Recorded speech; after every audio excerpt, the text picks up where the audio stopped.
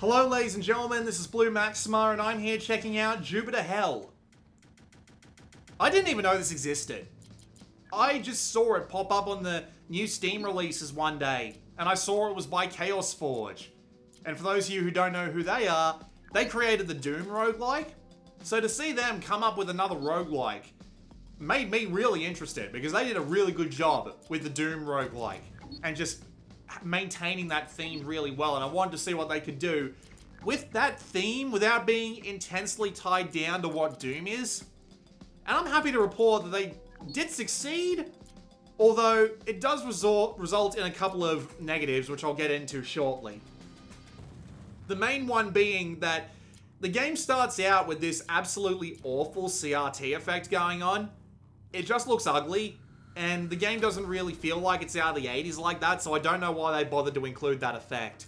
So I just turned it off. Thankfully you can turn it off.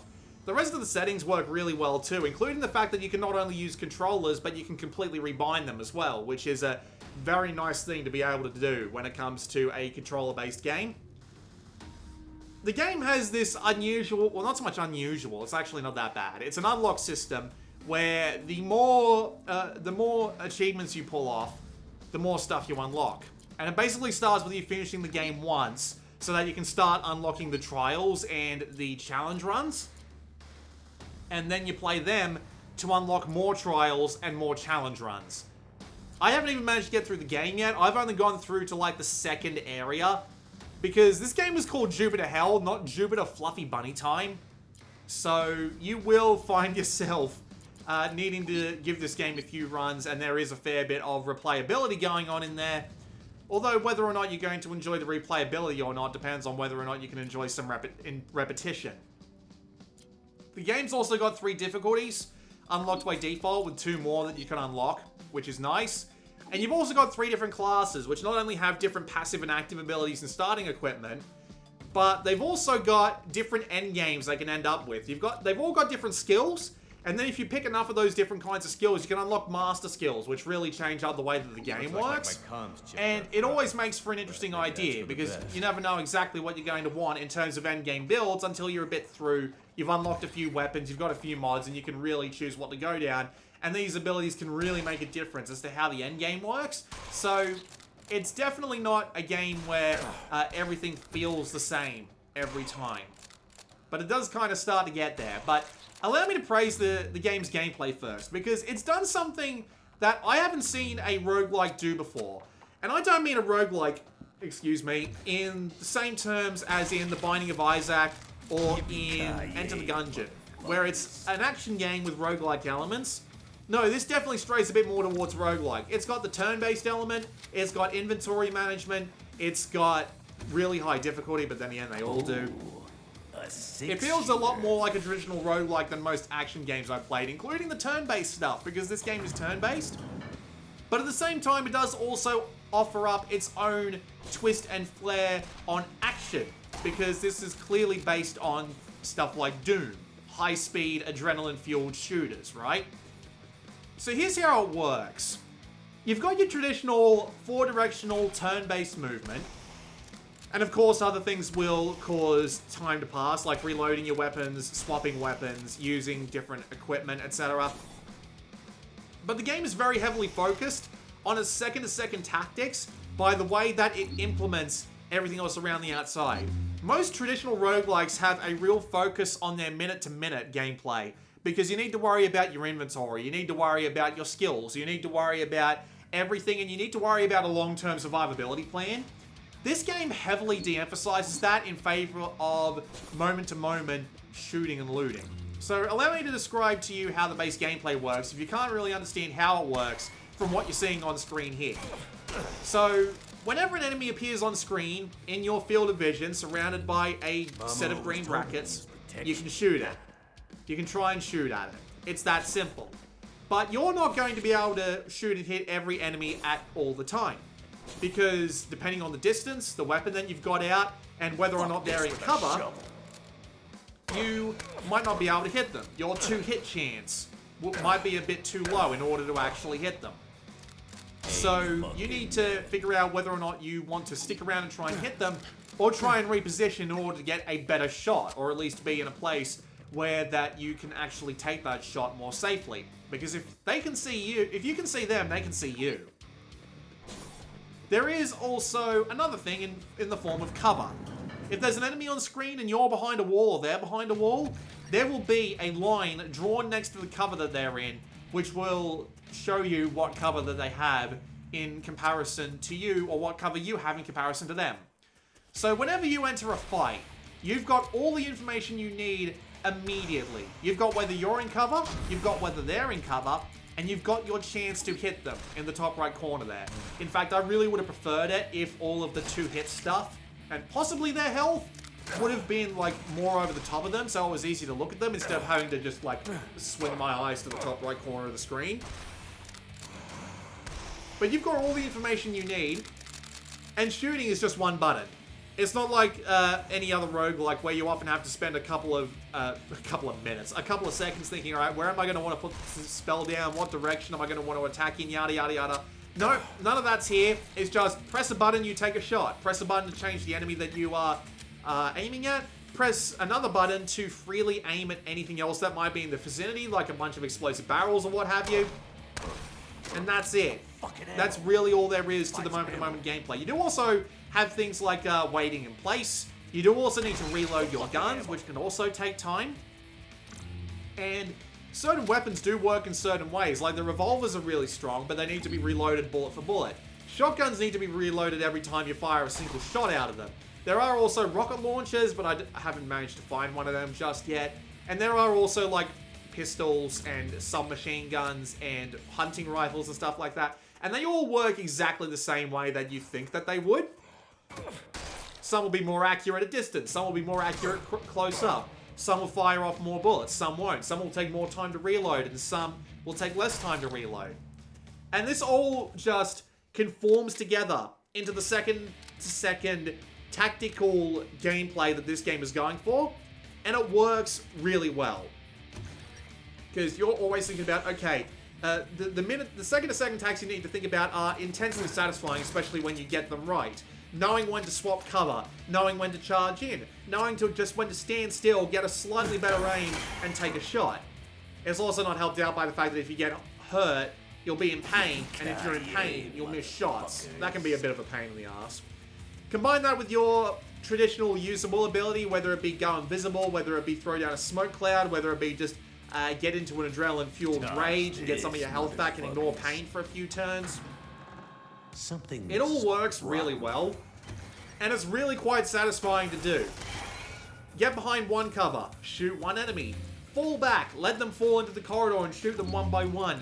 Get approached from behind, throw up a stealth field, work your way into a better position, swap weapon, blow the crap out of the enemy, and just continue on. It gets that second-to-second gameplay perfect, and as it says, like, on the store page, and I don't want to pull out, like, the old game journalist chestnut here, but it really does feel like you're playing a roguelike version of Doom.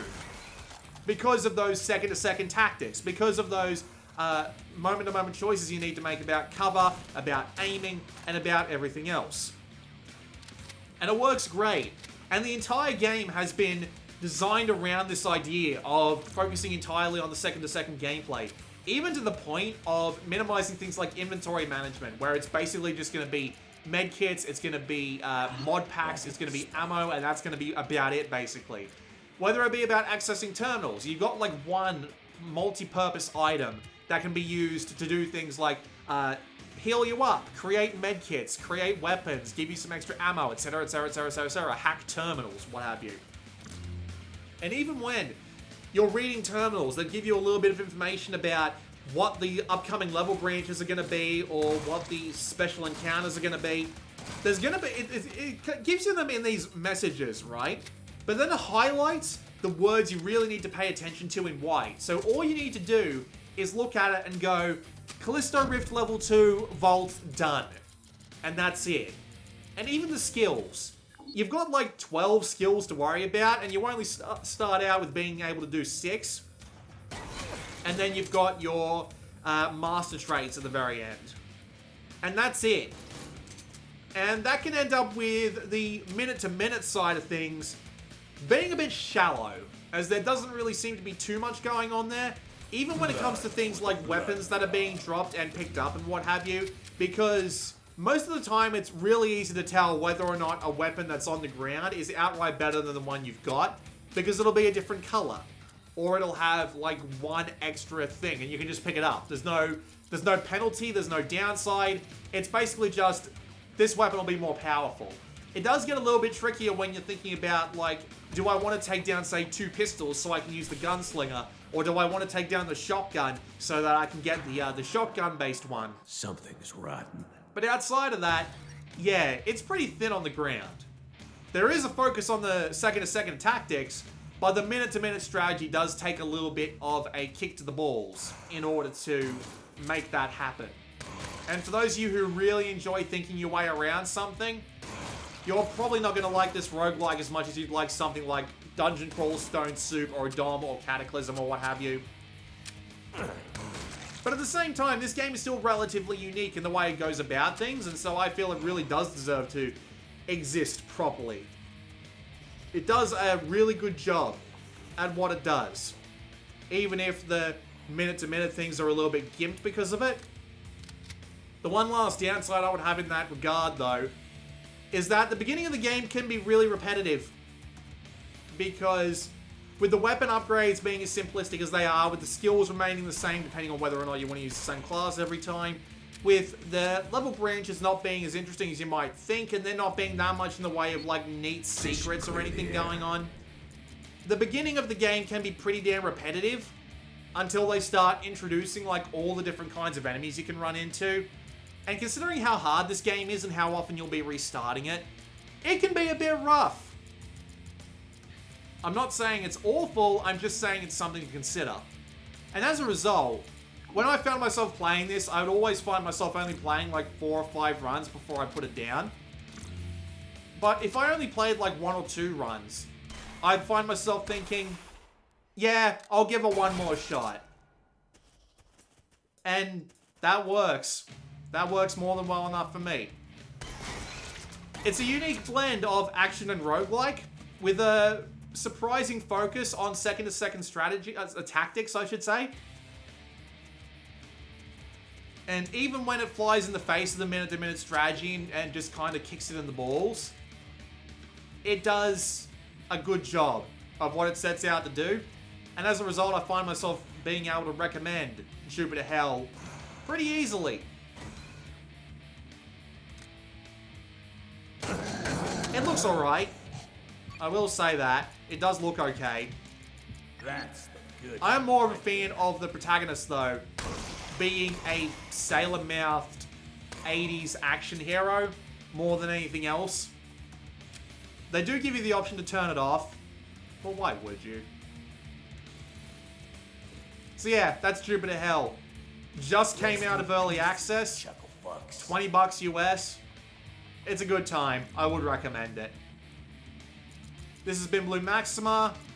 I'll let you watch the end of this run, but I doubt it's going to end well. We've only got a minute and a half. The game's a lot longer than this. I'll see you all next time.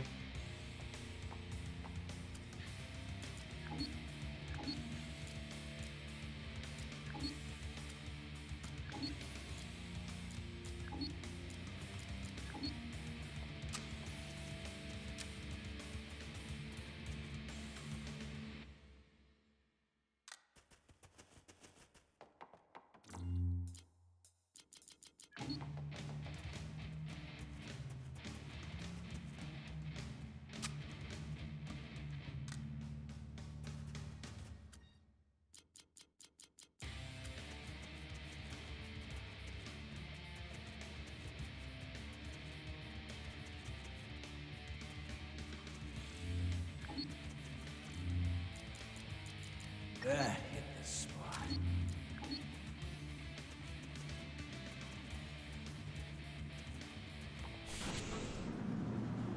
Gotta hurry. Security should be here soon.